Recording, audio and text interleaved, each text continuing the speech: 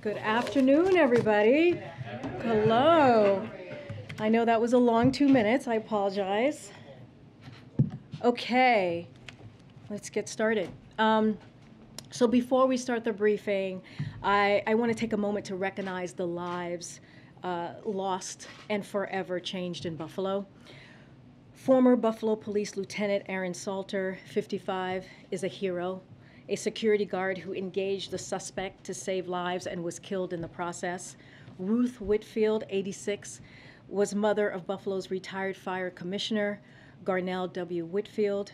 Ruth was the rock of the family, devoting her life to taking care of her 4 children and husband. Ruth was visiting the former commissioner's father in a nursing home as she did each day, and she stopped at the supermarket to buy some groceries.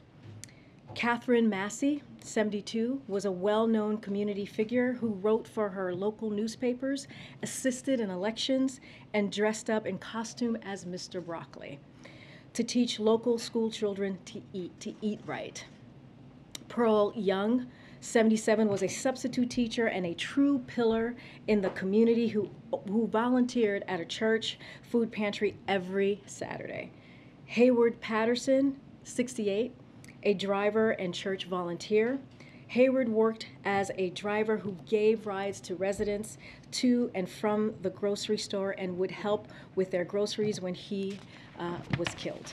Celestine Cheney, 65, a grandmother to 6. Celestine had been visiting her sister, and they went to the supermarket because she wanted to get strawberries to make shortcakes, which she loved. Celestine prized her role as a grandmother, survived cancer, and was a regular churchgoer. Robert Drury, 32, a resident of the Syracuse area. She was at the supermarket to get food for dinner while in town visiting her brother. She always was the center of attention and made whole rooms smile and laugh, her sister said. Geraldine Talley, 62, was doing her regular grocery shopping with her fiancé on Saturday when she was shot and killed. According to her niece, Lakeisha Chapman, she was the person who always put our family reunion together and mother of 2 beautiful children. Andra McNeil, 53. Andra was going to the supermarket to get a birthday cake for her son when she was killed. Jahan Smith, McNeil's cousin, said he was a loving father and grandmother who used to check in on everyone. Margus D. Morrison, 52. Margus was a father of 3 and a Buffalo resident. We recognize their lives today and those lost affected by gun violence this weekend in Houston, in Southern California, Milwaukee, and communities across the country. And we honor the bravery of those in law enforcement who responded quickly and with professionalism in Buffalo and who risk their lives every day to protect and serve their communities. Tomorrow, as you all know, the President and the First Lady will travel to Buffalo to meet with families of the victims, first responders, and community leaders. They will comfort the families of the 10 people whose lives were senselessly taken in this horrific shooting, and they will express gratitude for the bravery of members of law enforcement and other first responders who took immediate action to try to protect and save lives. Couple more toppers for you here, items for at the top. In just under an hour, the President will host Prime Minister of Greece and a senior delegation, including their Minister for Foreign Affairs and Minister of National Defense, for a bilateral meeting. The 2 leaders will discuss the U.S.-Greece bilateral relationship, which both our governments agree is at a historical high point. The President and the Prime Minister will discuss our defense partnership efforts to bolster energy security while also combating climate change, our shared commitment to democratic values, and efforts to provide Ukraine with the support it needs to defend itself.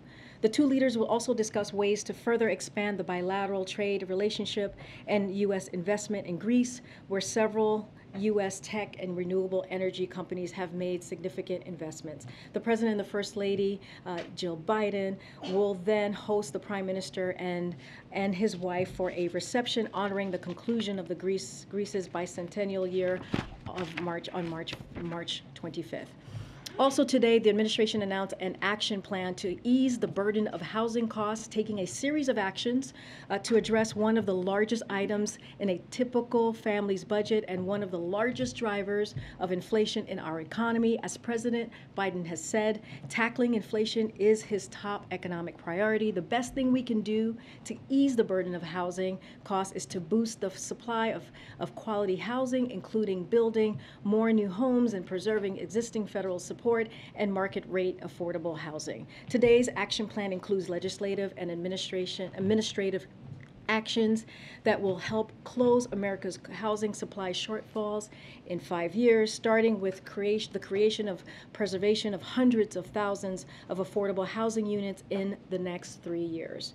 This is the most comprehensive all-of-government effort to close the housing supply shortfall in history when aligned with other policies that the President has proposed to reduce housing costs and ensure affordability, such as rental assistance and down payment assistance. Closing the gap will mean more affordable rents and more attainable home ownerships for Americans in every community. Also today, we have a lot. Today marks 6 months since President Biden signed the bipartisan infrastructure law. Since then, the team has hit the ground running to deliver results for communities across the country in 6 months.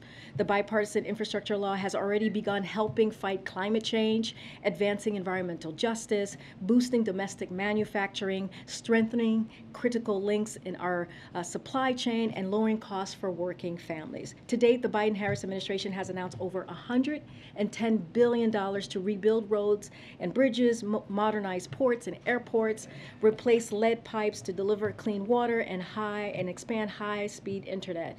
This includes funding for over 4,300 specific projects touching over 3,200 communities across all 50 states, D.C. and Puerto Rico as well. 53 states and territories have appointed state infrastructure coordinators, responding to the call from Infrastructure Coordinator Landrieu to appoint an individual to coordinate efforts in a state along with serving as a single point of contact for the White House infrastructure implementation team. The President, Vice President, and Cabinet have traveled on more than 125 trips to over 40 states, as well as D.C. and Puerto Rico, to demonstrate how the President is delivering on this once-in-a-generation opportunity.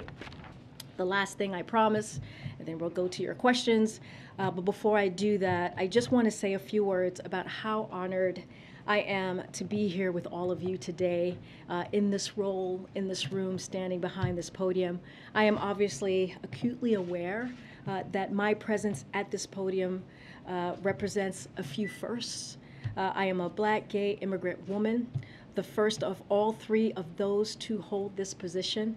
I would not be here today if it were not for generations of barrier-breaking people before me. I stand on their shoulders. If it were not for generations of barrier-breaking people before me, I would not be here.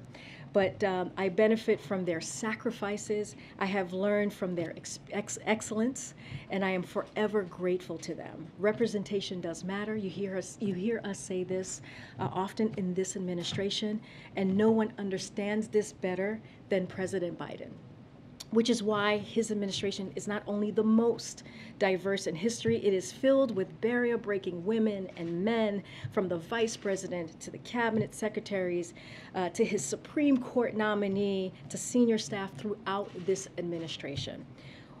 When I did my first briefing as principal deputy press secretary last year, almost a year ago, I said at this podium that this podium, this room, this building belong to the American people. We work for them. It's not about me. It's about them. It was true then, and it is very true indeed today. On Jen's first briefing, she made clear that the president's and her priority was to bring truth and transparency back to this briefing room. Jen did a great job at that, and I will work every day to continue to ensure we are meeting the president's high expectation of truth, honesty, and transparency. I also have tremendous respect for the work that you all do, which I know it's not easy. the press plays a vital role in our democracy, and we need a strong and independent press now more than ever. We might not see eye to eye here in this room all the time, which is okay. That give and take is so incredibly healthy, and it's a part of our democracy. And I look forward to engaging with all of you on that. With that, please kick us off. Thanks, Karine, and congratulations.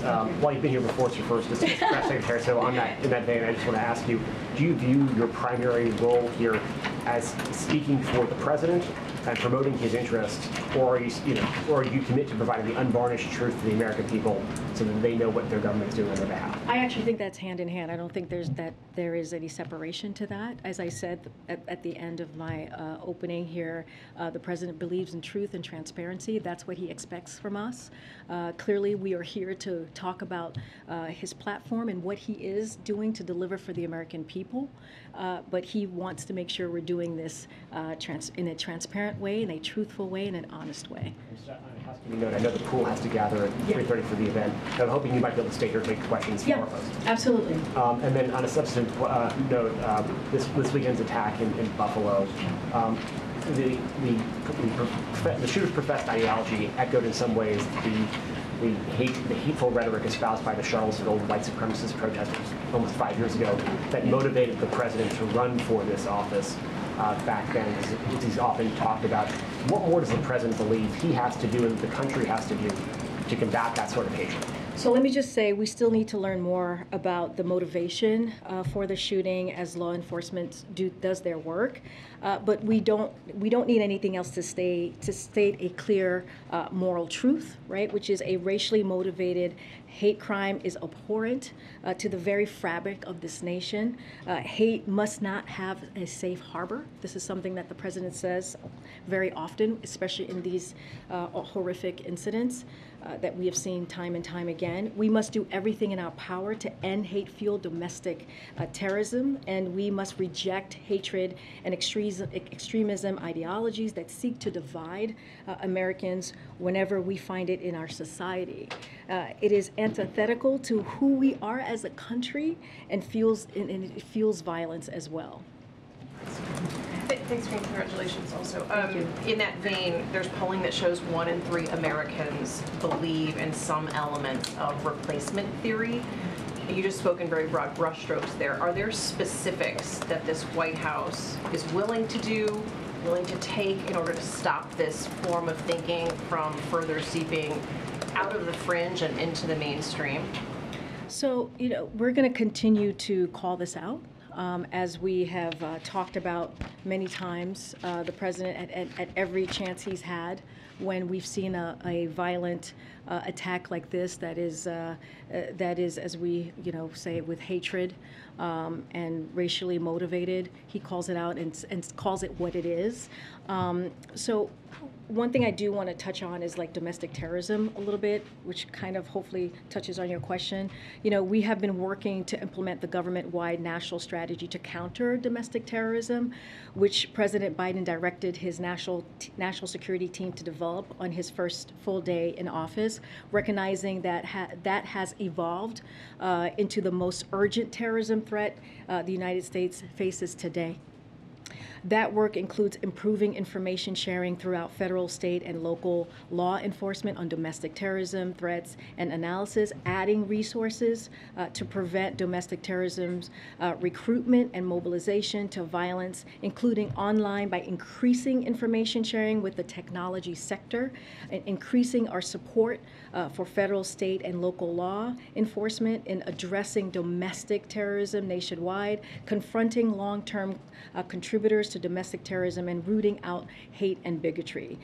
This weekend's terrible events in Buffalo are just another vivid reminder of the urgency of that work and continuing to move towards that. But on this notion that immigrants and others are believed to be by some taking over and pushing white people out of positions of authority in this country, which is at the heart of so much of this terror that is being spewed online. Does the White House believe these views are being amplified by Tucker Carlson?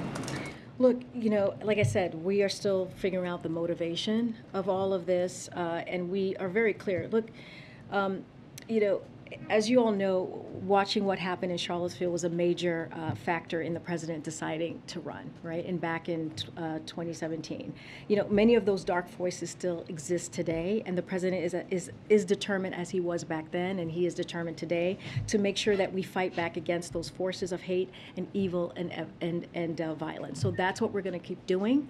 That's what we're going to continue to call out. But we reject hatred and extremism ideologies. But just in the interest, I apologize, in the interest of time, I know you've got to go, but are there elected officials that this administration views as threatening in this way?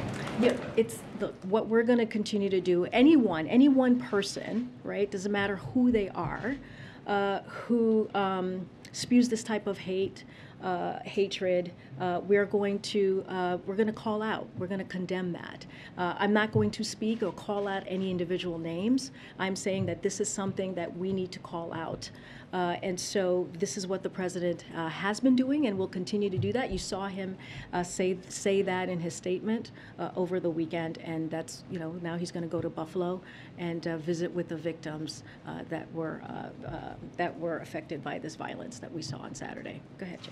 Thanks for bringing it. Congratulations. Thank you. President Putin said today that Russia has no objections to Finland and Sweden joining NATO, which seems to be a shift in policy for them. What is the White House's reaction to that, and can you give us an update on U.S. efforts to help bridge the gap between Turkey and Finland and Sweden? So on the Turkey part, I'll take that first. I know that there was a question about how they were feeling, or what the Turkish government said about Finland and Sweden. The secretary spoke to this again, as I just said yesterday, during his press conference in Berlin, a meeting with his counterparts in NATO. And so what he said is, we are confident we will reach consensus as an alliance on an entry process should they decide to apply. That was what Secretary Blinken said yesterday. I cannot speak for the Kremlin.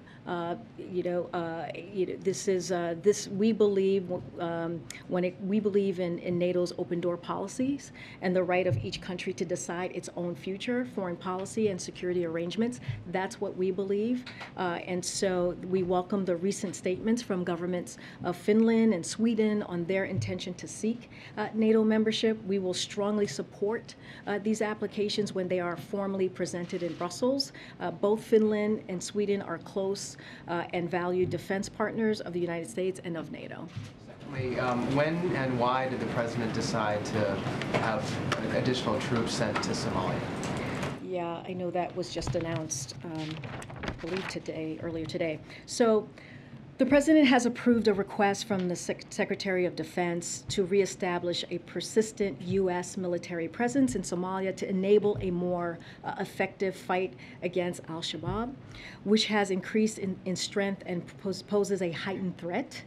This is a repositioning of forces already in theater who have traveled in and out of Somalia on an episodic basis since the previous administration made the decision to withdraw. That was back in January 2021, as you might recall. As we've emphasized throughout his administration, we're approaching counterterrorism in a manner tailored to the particular terrorist threats that we see emerging from particular countries.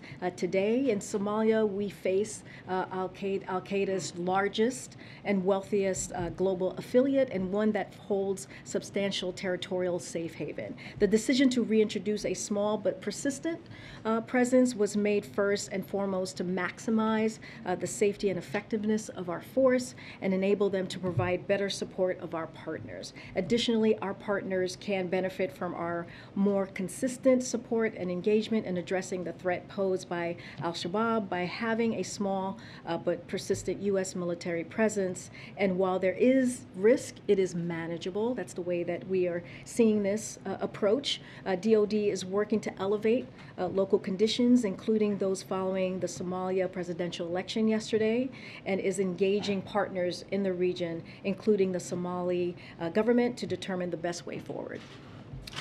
Thanks, Karine. Two questions for you. Sure. One, There are some elected officials and media figures who are publicly espousing xenophobic, racist, and extremist views that may be helping to spread white nationalism. You just told my colleague here that you don't want to call out any names. Why don't you want to do that? Does that come from the president himself? No, I think because it doesn't matter who it is.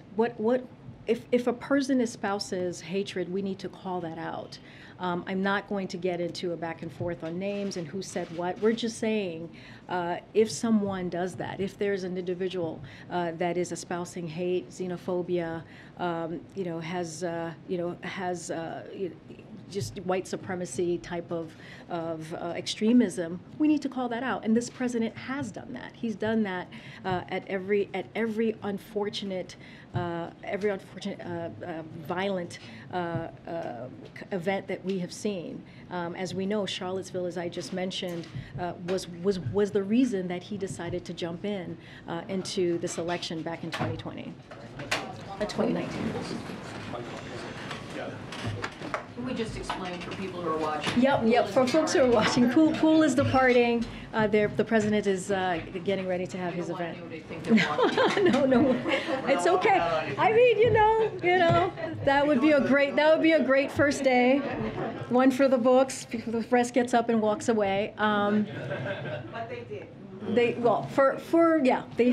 The president is much more important than I am, for sure. Those of us who stayed will be rewarded, correct? I mean, I will. You guys all deserve rewards. How about that?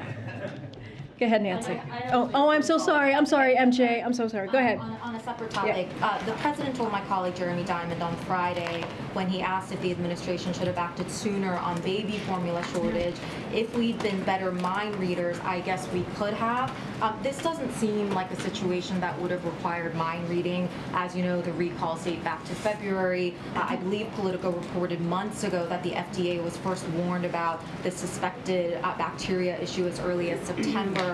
Are there any specific actions that this administration took, meetings, phone calls, briefings in February or any earlier to begin addressing this potential shortage? I mean, you've heard us talk about this. You've seen my colleagues on your networks talking about what we have done since February. We've been working on this 24/7. But I do want to give you a little bit of an update of where we are. So getting more safe and fit formula onto shelves across the country is one of the president's top priorities, right? This is something that he is focusing on very acutely. And again, I said 24/7, we have been working on this since we learned about this back in February. It's important to remember this shortage exists because Abbott closed a facility because of safety concerns from the FDA. The FDA is working closely with Abbott to bring the facility back online safely. That's the key here, safely. We want to make sure that this is done in a safe way. We are very close to having a path forward to safely reopening the facility. You can expect an announcement from FDA later today on that. That will go into more details. We're also moving as quickly as possible to safely bring in additional product from other countries as soon as today as well.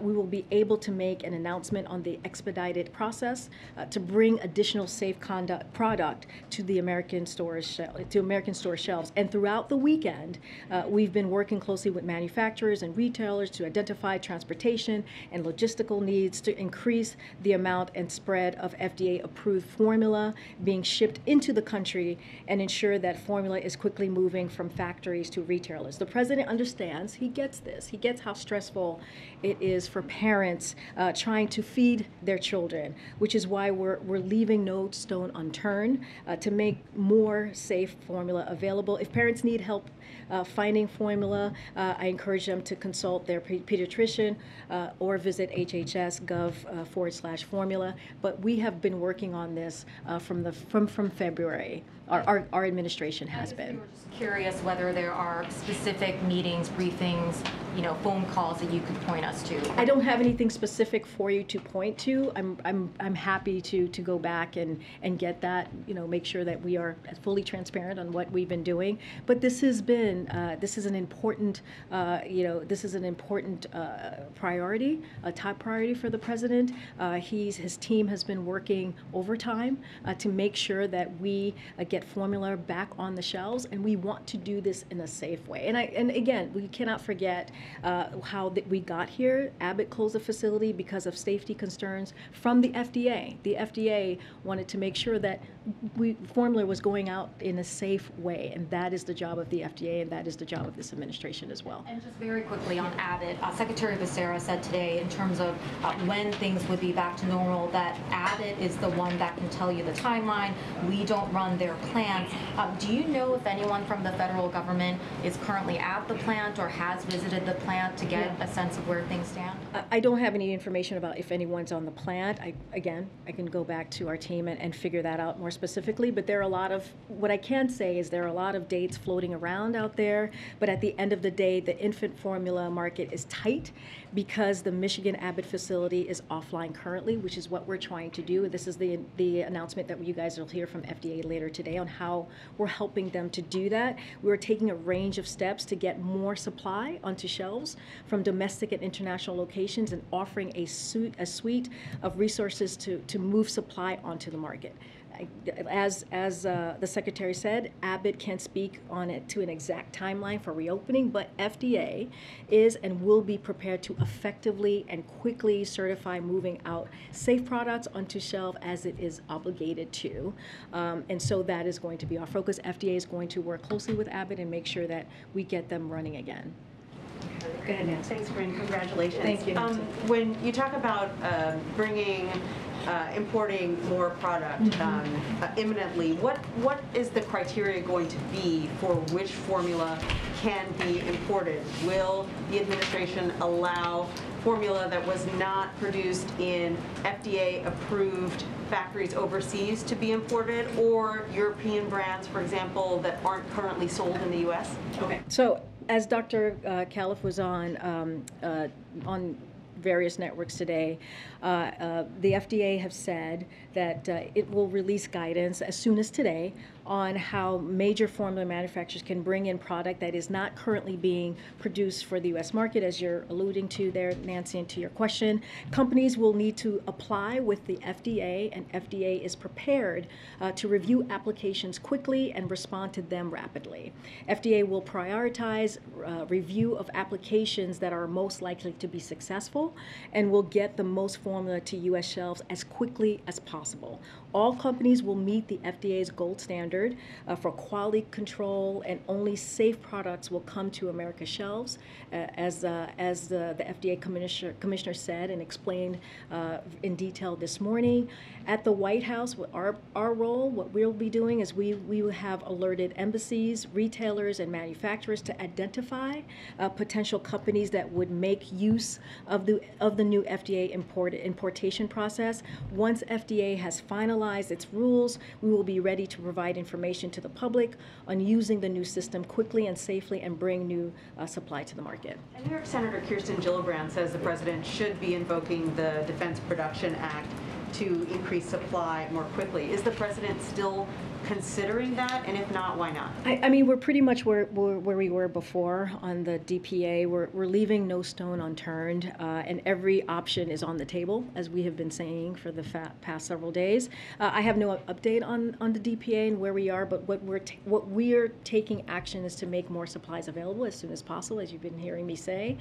That is our priority, our main goal. That's happening by increasing imports, as I just laid out how we're going to do that process, and working closely with manufacturers to help them quickly ramp up production. And so that's going to be our focus. And then finally, when you say that you're offering these retailers and producers more assistance, what kind of assistance are you talking about? What kind of assistance can the White House or the administration provide Yep. to get supply to store shelves more quickly? Yeah, we're talking about logistical needs and any technical help is what we were talking about. But since the president calls on Thursday to manufacturers and retailers, which we read out, the White House has been in close communication to follow up on those conversations. The White House is having ongoing conversations with the four major infant formula to work with them to identify transportation, logistical, and supplier hurdles to increasing production of formula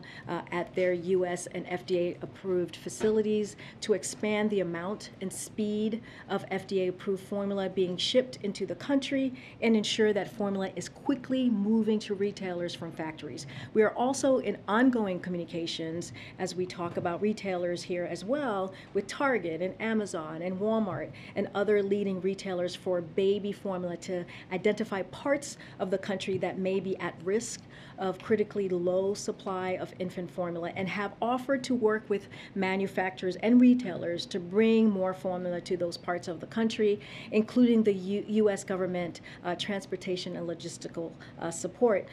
Last, we are also contacting suppliers to infant formula manufacturers to inform them that their materials are critical for boosting U.S. infant formula production, and they should prioritize their production and delivery. So essentially, in short, we want them to know we're standing ready to provide the resources or support needed to move safely to get this to the shelves as soon as possible. Go ahead. Yeah, COVID cases are up 61% in the last 2 weeks. Hospitalizations are up almost 25%.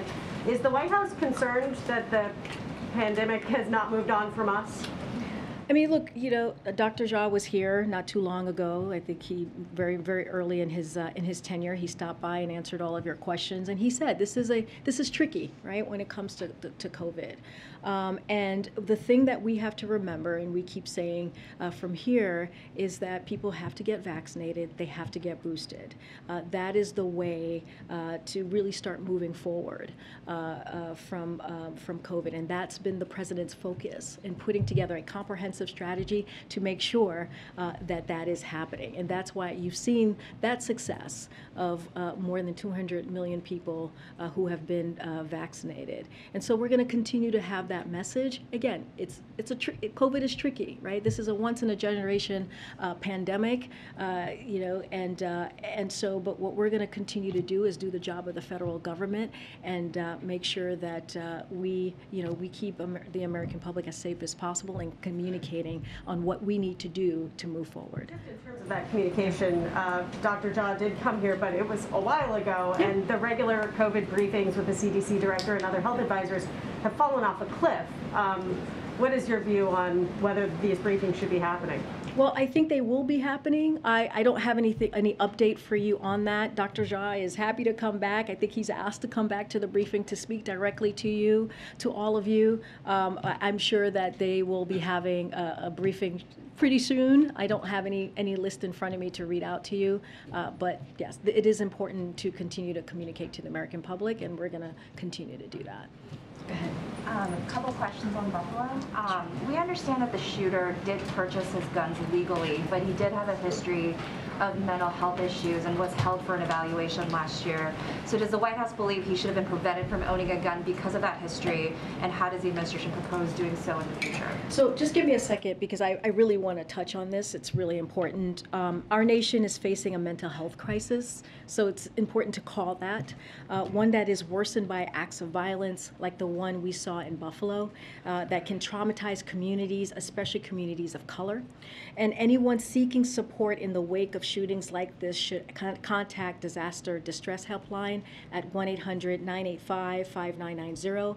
Help is available at 24/7, 365 days a week, day of a year, I should say.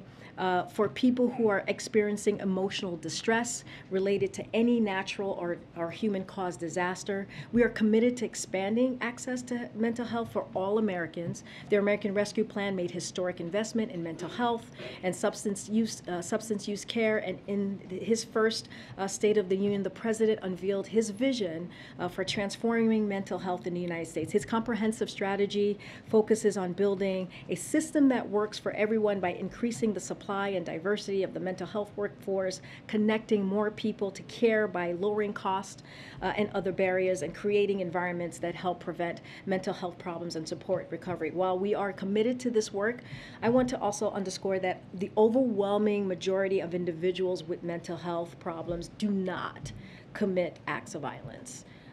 And so comments that make this about mental health only further stigmatizing mental health issues and detract from the other issues like gun violence that must be confronted in our society. So just want to make that clear that we are not stigmatizing.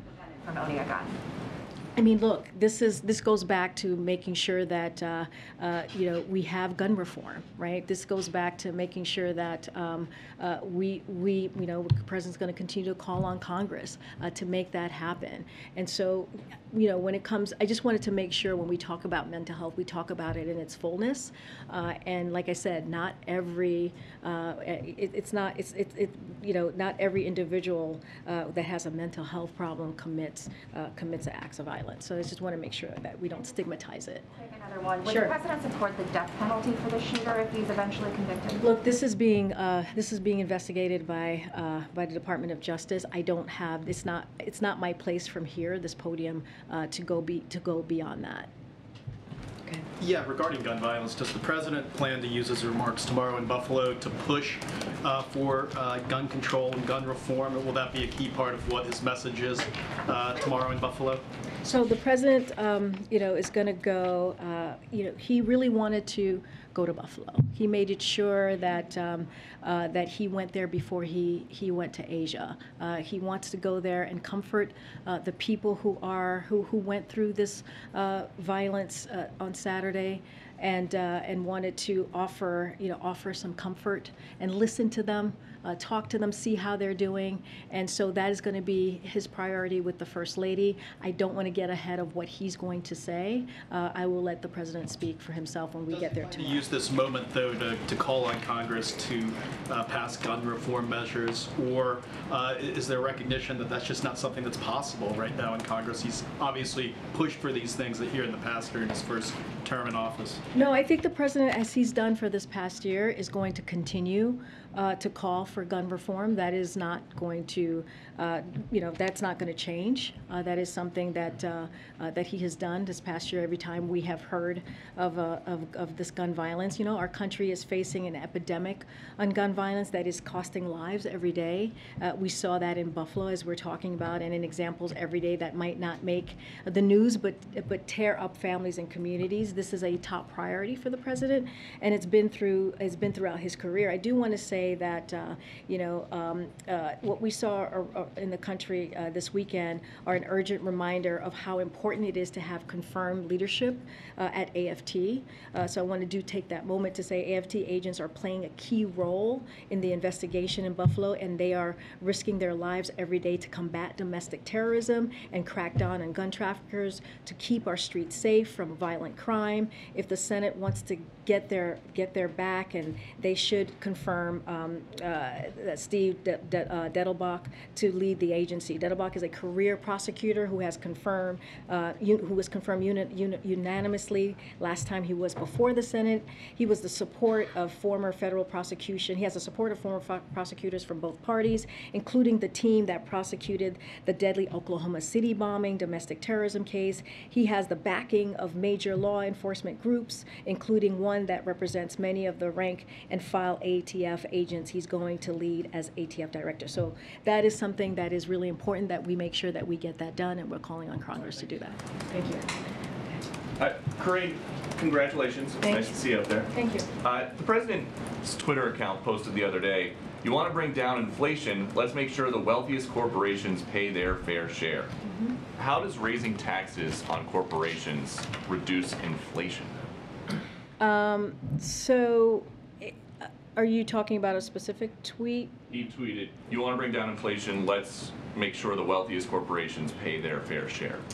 Look, we have talked about this past year about making sure that the wealthiest among us are paying their fair share. And that is important to do, and that is something that the president has been working on every day when we talk about inflation and lowering costs. And so it's very important that as we're seeing costs rise, as we're talking about how to build a America that's safe, that's equal for everyone, and doesn't leave everyone behind. That is an important part of that as well. But how does raising taxes on corporations lower the cost of gas, the cost of a used car, the cost of food for everyday Americans? So look, I think we encourage those who have done very well, right? Especially those who care about climate change, to support a fair tax code that doesn't charge manufacturers, workers, cops, builders a higher percentage of their earnings, that the most fortunate people in our nation, and not let that stand in the way of reducing energy costs and fighting this existential problem, if you think about that as an example. And to support basic collective bargaining rights as well, right? That's also important. But look, it is, without having a fair tax code, which is what I'm talking about, then like manufacturing workers, cops, it's not fair for them to have to pay higher taxes than the folks who are not paying taxes at all. Well, what does that have to do with inflation? The president said, you want to bring down inflation, let's make sure the wealthiest corporations pay their fair share. Jeff Bezos came out and tweeted about that. He said the newly created disinformation board should review this tweet. Would you be okay with that? Look, it's not a huge mystery why one of the wealthiest individuals on earth, right, opposes an economic agenda that is for the middle class, that cuts some of the biggest costs families face, fights inflation for the long haul, right? And that's what we're talking about. That's why we're talking about lowering inflation here, and adds to the historic deficit reduction the president is achieving by asking the richest taxpayers and corporations to pay their fair share. That is what we're talking about. Okay, and then just one on the trip tomorrow. How come the president is visiting Buffalo after a senseless tragedy there, but he couldn't visit Waukesha after 6 were killed and 61 injured in an attack on a Christmas parade there? I mean, he's visited many communities. Buffalo, he's able to go tomorrow to Buffalo before the trip. That is something that was important for him to do. But he has visited many other communities. Buffalo is not the first community, sadly, that he has to go up to because of a violent attack. So, that's not the first one. So he's been to many others, sadly. You outlined some steps that the administration is taking related to baby formula. Yeah. Do you have any sense of the timeline for the imports that the FDA is considering? Obviously, for parents, this is a hour-by-hour, day-by-day concern. And is the president expressing any worry about how quickly this can be resolved, since parents are dealing with this on an urgent basis? Yeah, like I said, this is something that this is incredibly important to the president. We want this to happen as soon as possible, as quickly as possible. That is why we're working with manufacturers and retailers, as I just laid out. That's why FDA is working with Abbott to open up that facility. So we want to get this done as quickly as possible. And that's why we've been working 24/7 to make that happen. Do you have a sense of the timeline when FDA announces? Does that mean the production will be up and running in a matter of days? Do you know when imports would be approved? Yeah, I don't have a timeline on that. I know, again, we want to make this happen quickly. FDA, again, is going to be working with the Abbott facility. They're going to have an announcement later on how that's going to happen. They're going to work closely with them to make sure that we do it as quickly as possible. We know how urgent and important this is to parents who need to make sure that they have safe formula for their babies and infants. To the back. Go ahead. Thank you, Karine.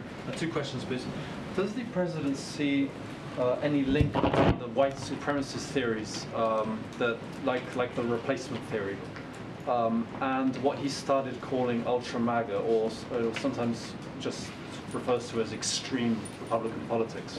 Does he see that as part of it? Well, look, I think what the president believes and has done is call it out. Right? I think, this is not about politics. This is about people's lives. What we saw on Saturday, and many times, you think about El Paso in Texas, you think about the Tree of Life in Pittsburgh, you think about the Pulse nightclub in Florida, the Mother Emanuel in South Carolina. These are events that are that have been led by some dark forces that still exist today. And so it is important to call that out. We understand that there is still a lot of work to do, and so that is, when you talk about people's lives in this way, it's not about politics. It's about making sure that we're doing everything that we can, to uproot this evil that we're seeing, this hatred that we're seeing. And so that's what the president's going to continue to do, to make sure that we're working towards that. But when he talks about ultra-MAGA, as he started to a lot, would he include that in the bundle of what he considers ultra-MAGA? I mean, look, again, this is about the lives of people who were taken in a violent way, in an abhorrent way. And so the focus for the president is to make sure that we call this out. We call out white supremacy. We call out hatred. As I've said before, this is still being investigated. This is still being looked at. But the moralness, right, the moral center of this should be called out, and that's going to be the focus. That's what you're going to see the president do tomorrow. He's going to meet with the victims. He's going to have conversations. He's going to offer them comfort. He's going to listen to them and hear what is it that they want to share with him. And he's going to continue to work with Congress and call on Congress to call folks to work on gun reform, which is really important here as well. I have a second question, very quick one, I promise. Is there any updates on whether Cuba, Nicaragua, Venezuela will be invited to the Americas Summit? And generally, when are you going to be announcing invitations? So I don't have any update for you on that, on invitations or when we're going to announce invitations or who's been invited. As soon as we have that, we'll promise to share. Okay, go ahead. Hey, congratulations. Thank you. Two questions on internal policy review, or internal government reviews that have actually fallen out of the headlines. The first is on the investigation of Border Patrol agents that in the, I guess, September of last year, who were there for the Del Rio arrival of thousands of Haitian migrants. It's been 8 months at this point, and we don't have a conclusion of that review. The president had wanted accountability. He demanded it at the time. Secretary Mayorkas said that there would be a conclusion to that review within weeks. So why is it taking so long, and is there any urgency given the fact that the administration is now preparing for the arrival of potentially new surges of migrants? No, it's a very good question. I don't have an update on that. Department of Homeland Security, that's where you mentioned Secretary Mayorkas, that's where that review sits. And as soon as we have an update, I promise to share that, or they will share that. That would not come from here. I just don't have an update. But I understand the question.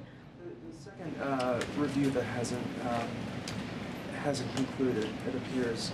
The administration said that after the terrorist attack in Fort Worth at a synagogue, they were going to review how an individual who was a British-born citizen who had been on a watch list 10 years prior somehow was able to enter the United States, and that they were going to look at lessons learned. You mentioned how there are increased threats of foreign-born terrorism as well as domestic foreign terrorism. Where is that review? What lessons have been learned, and is that a priority for you? So I don't have an update on that. I will have to check in with our team to see if we have something to share on that particular review, and so I'll do that. I'll check in with the team, and you should reach out to us afterwards and see what we can do. Go ahead. Hey, Jen. Two on the economy. China's industrial output and consumer spending came in at their worst levels since the pandemic began. Are you worried that this will cause a global recession, including here? Can you say that again? What came back? China's industrial output, which of course has an impact on the global economy and the U.S. economy, came in at the worst levels since the pandemic began, and I'm wondering if you're worried about a global recession. So,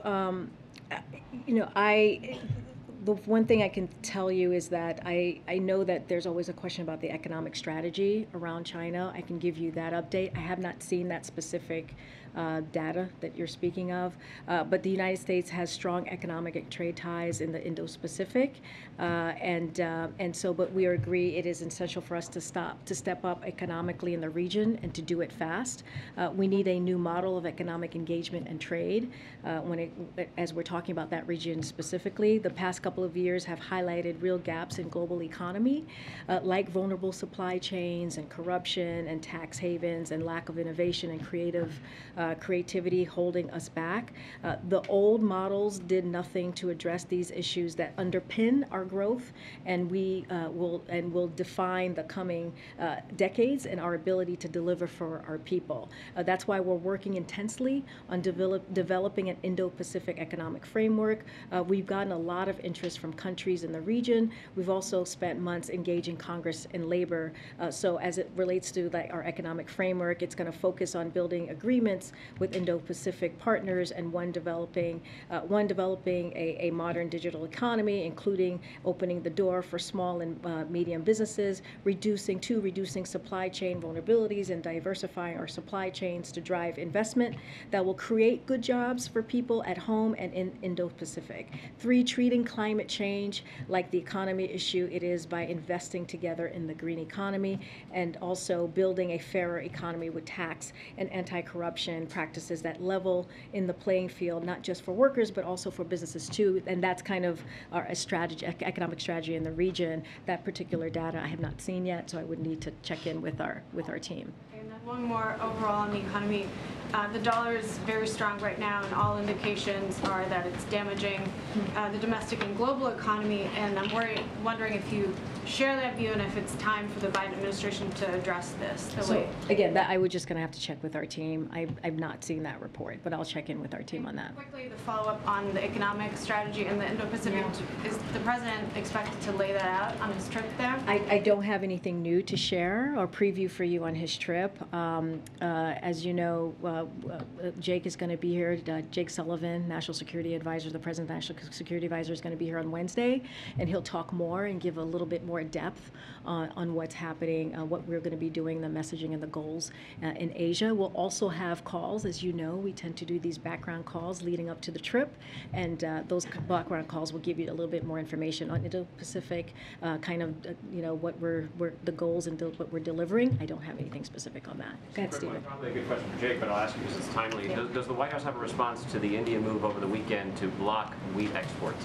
I don't have an update. I don't have anything for you on that. Yeah. Karine, yes. On the several civil rights groups are calling for a forum, a summit on hate crimes. Is that something you all are considering? Yeah, we've heard of this of the summit. I don't have anything for you to preview or to confirm on if we're going to have that summit here at the White House. Clearly, we're constantly talking to organizations and leaders in the communities and having constant dialogue, but I just don't have anything new on that. This morning, the Supreme Court ruled against a man who immigrated from India, and they ruled that he was deportable essentially because he checked the wrong box on the driver's license application. Is that a case that the Biden administration might try and intervene on, or what do you think of that decision? My guess is it's going to go to, that would be a Department of Justice to decide, not for us to decide on, and so I would refer you to DOJ. Go ahead. Thank you, and congratulations. Thanks. I was hoping you could offer a little more of an explanation about something you said earlier, where you said that though you did not want to call out by name individuals who have been espousing racist theories that could be fueling violence.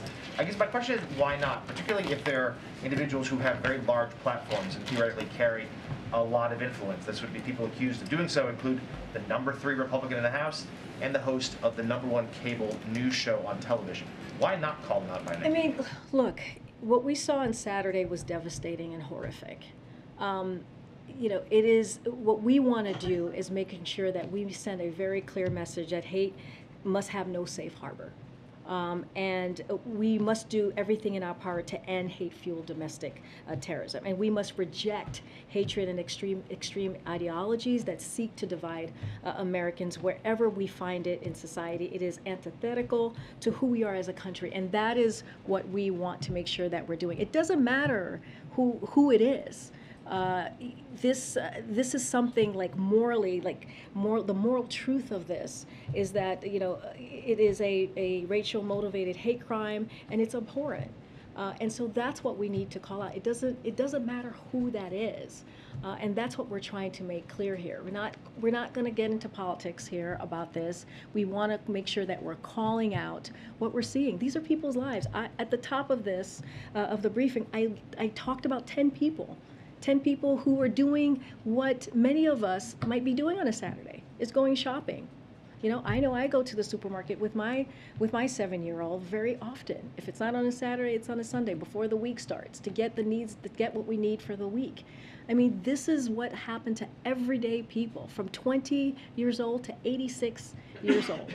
That's what we saw on Saturday. And so we need to call that out and do everything that we can to really deal with this issue. And we know we have a lot of work to do. But you know, it matters to some, right? It does matter to some people who it is that's calling it out. And when you don't call out the individual, they feel as if you're backing away from the issue. No, but we're not. That's to the point. No, we're not backing. How are we backing away from the issue? Because you won't name Wait, who it is. But here's the thing, we're calling out what is happening. We're going to the heart of the issue, the hatred of the issue. But I guess my point is, you know, this is a president, right, who decided to run because of what he saw in Charlottesville, right? And he talked about the soul of the nation.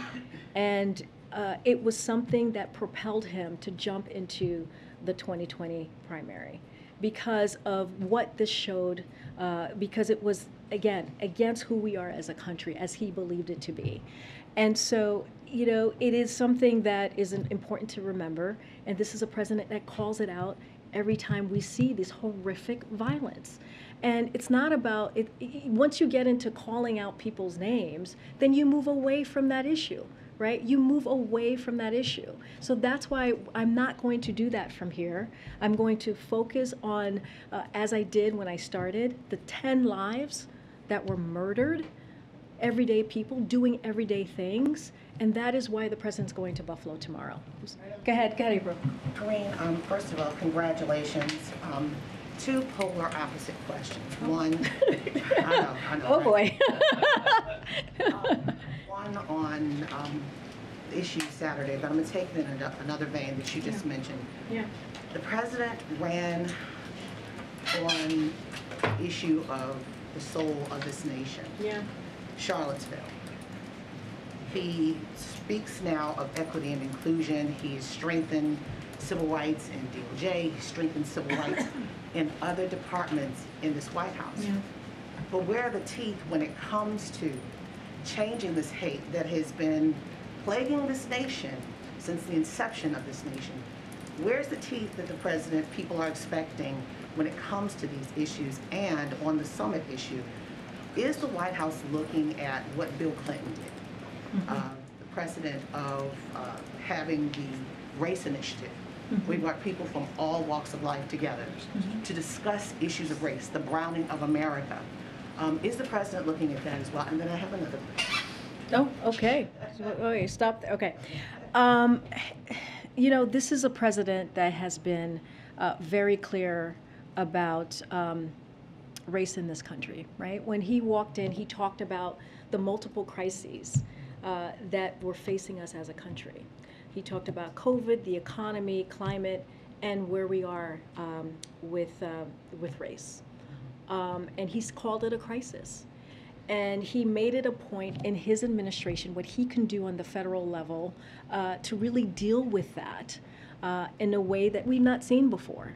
You know, one of the first things that he signed when he walked into this presidency is an executive order to make sure that there's fairness, equality, and representation in the federal government, in federal agencies. And that is something that Susan Rice and her team, the Domestic Policy Council, has taken on.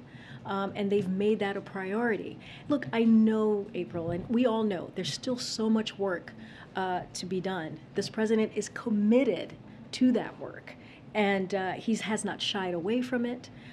He has called out the hatred that we have seen, the violence that we have seen when it comes to racially motivated attacks. He's been very, very clear on that. Is there more work to be done? Absolutely. Is the team here looking to see what else we can do? Absolutely. And so we're just going to continue to do that work. But I do want to say, you know, tomorrow, you know, the president wants to go to a community. He wants to grieve with them. And he wants to send a message to the entire country that we stand behind them and with them. And that is so important as well as a president. He will try to bring some comfort to the community, particularly to those who lost loved ones. And you know, we hear him discuss some of things he said Saturday about the hate must have no safe harbor. You heard me say that. It's probably the third time I've said this in this briefing, and it really does. It doesn't in this country. And so any racially motivated hate crime is abhorrent to the very fabric of this nation. And so that's what you're going to see him do, and that is going to be the focus tomorrow. And the second other opposite question, you're making history. No. Yeah. On so many levels. So many communities are so proud of you. We're hearing it on social media everywhere. You're the first. What does that mean for the broader community, particularly Washington, white male dominated still, even though we had the first black president? The broader society that is majority does not look like you. No. What does this say? Because it's not window dressing. It's more than that. It's a very good question, April. I'm going to answer it in a kind of a personal way, if that's okay, since you asked it in a personal way. So I have not read a lot of the things that have been written about me because I wanted to focus on the work at hand, and I do believe it's not about me. It's about this place. It's about what the work that I have to do every day, that we all have to do as a team to make sure that we communicate with you and communicate with the broader public. But there was something that moved me, and I think this speaks to what you're asking, which is there was a story about my elementary school. I went to Franklin Middle School, elementary school in Hempstead, New York, and they did a story, and they went to the class, I think I was in 6th grade when I went there. I went for 1 year, and they talked to the students about me and this moment and this administration too, which is very important because I don't think I would be here. Yes, I stood on so many shoulders, but it does matter who sits in the Oval Office as well. That is very, very real. And these kids wrote me a letter, and in the letter, they talked about how they can dream bigger because of me standing behind this podium. And that matters. Like, you know, as I started out in the beginning, representation matters. And not just for girls, but also for boys. And so what I hope is that young people get to dream big and dream bigger than they have before by seeing me stand here and answer all of your questions. You know, and have a healthy dialogue as I discussed. And so I think it is important. And so I appreciate the question. Thank you. I have to follow that, unfortunately, with some questions about Somalia and Ukraine. Okay. But first, happy first day. Let me just ask you. And now? And now? Yeah, now going on. Okay. Somalia. All right. It's a bit of a hard left, sorry. No, it's okay. So, that's what this is all about. It's okay. It's okay. has President Biden spoken to Somalia's new leader? Did he or does he plan to congratulate him? And has there been any leader-to-leader discussion about the new troop deployment? Okay, so I'll say this, and I think I said earlier that you know, having making sure that we're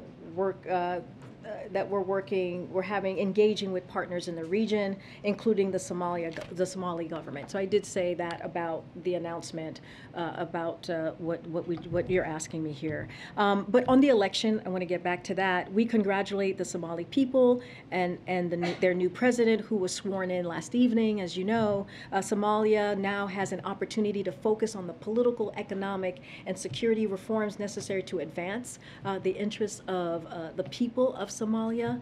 We encourage their new president and all the Somalia's leaders to prioritize strengthening democratic governance and institutions, developing security forces to defeat terrorism, enacting economic reforms, and facilitating the delivery of humanitarian aid to the millions of Somalis suffering from devastating drought.